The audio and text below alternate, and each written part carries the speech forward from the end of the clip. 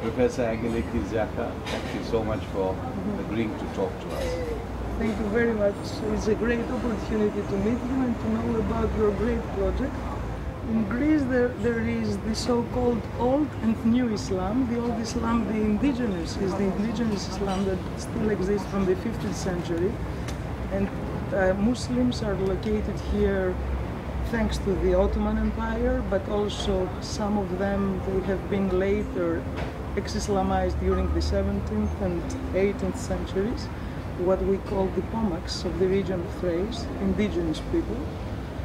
And they are the Muslims, the Greek Muslims are today 102,000 people located mainly in the region of Thrace, where they do have 111 mosques and smaller masjidia.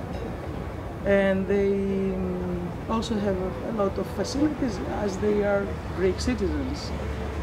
The new Islam is the migrant Islam. That is a new reality for Greece, arriving from the late 80s, beginning of 90s, and especially after the 2000s, and is due to the dramatic political changes that has been held in the Middle East and also in the East, starting from Afghanistan. This is why we do have a lot of Afghanis. The majority of them, they don't want to stay in Greece. They want to use Greece like a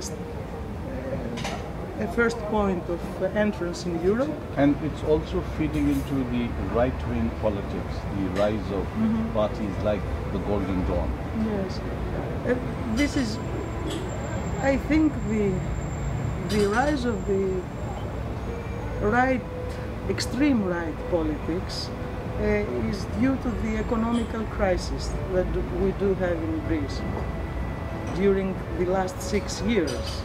And when the people, they don't feel secure about their jobs, their homes, even about the property of their country, it's very easily to use their ethnic and religious sentiments against the other. And when this other is a foreigner, and also a very pure foreigner from countries that they have a very bad present, and they don't know even their future, is very easy to manipulate them and to have a great impact within the society of the academia. Now is a practical need, and it's much more practical the ways to help also the Muslim communities to found themselves in good terms within the European community, within the European countries, but also to help the local communities to understand and not to be afraid of Islam, and to find ways of communication, not to be side by side within the same country. Because Europe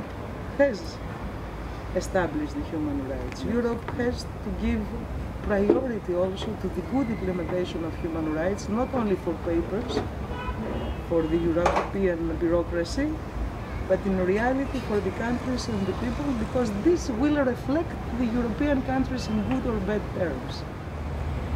Now, how would you define Greek identity? For some people, Greek identity is purely linked to the past. That the glorious past of philosophy, open-mindedness, of ecumenical approachment of things, etc. For other people's Greek identity is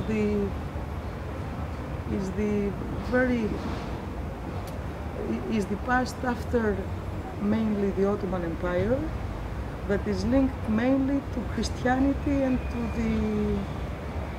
to the nation. We have the circle of light, starting from Greece, going back to Damascus, there to Baghdad, from Baghdad to Andalusia, and from Andalusia with great philosophers, Arab philosophers, but also Jewish philosophers like Ibn Sina and Maimonides, to give them the lights for scholastic theology, like has been understood and interpreted by Thomas d'Aquin. and the Renaissance, of course. And then back to the Renaissance. And back to the Renaissance. So we go back to the Greeks. We go back to the Greeks, we cannot avoid them, so it's better to do in good terms. To work with them. Yes. And Thessaloniki itself, how do you pronounce it? Because some people...